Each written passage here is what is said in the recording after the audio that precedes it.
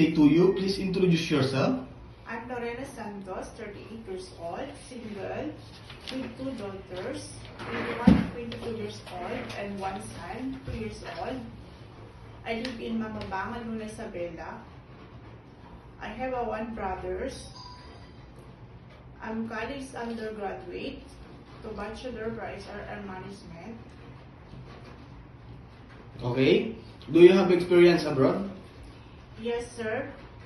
I'm working in Saudi Arabia for domestic helper, 2 years contract, with couple 2 children and 6 months, 6 years old. I do the household chores and cleaning, cooking, laundry, ironing, and car washing. And main duty is taking care of the children. Okay. In your previous employer, how would you take care of the children, especially when sick? I'm always securing the safety of the children. Mom, when the baby is sick, I will check the temperature. If the baby is sick, I will call employer. How would you describe yourself? Sir? I'm hardworking, honest, and responsible, sir. Do you have any tattoo?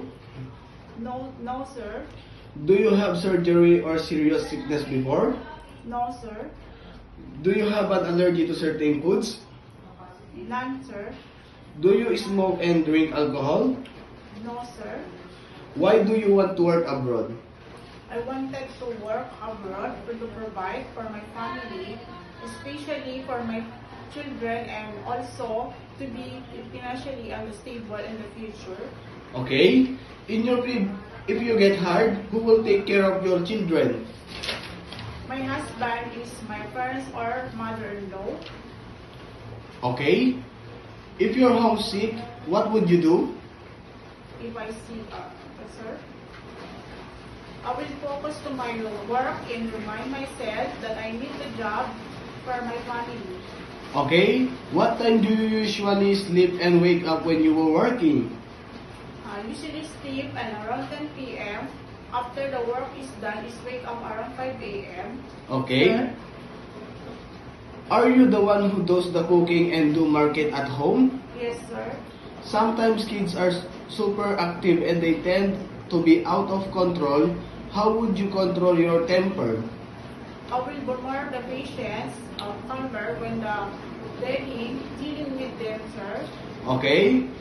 Do you accept no off days but to be paid instead by employer? Yes, sir. When you visited the parents, relatives, and friends of your employer, will you help and do the housework there? Yes, sir. Can you promise not to lend money in Hong Kong? Yes, sir. Are you scared of dogs and cats? Yes, sir. Are you willing to share room with kids? Yes, sir. Do you promise not to use cell phone during working hours? Yes, sir. Do you promise to finish your contract? Yes, sir. Yes, sir. I'm willing to extend if needed. Okay. Can you cook a Chinese food? No, sir, but I'm willing to learn. Sing a nursery song? Yes, sir. Get the wheels on the bus, run, all through the town. What is your message to your future employer? Good day, sir, ma'am. Hope you select me as yourself. Okay, sir. Good day, ma'am and sir. Hope you select me as your helper. I'm hardworking and honest and responsible person. I promise serve your family with all my best. Thank you, sir.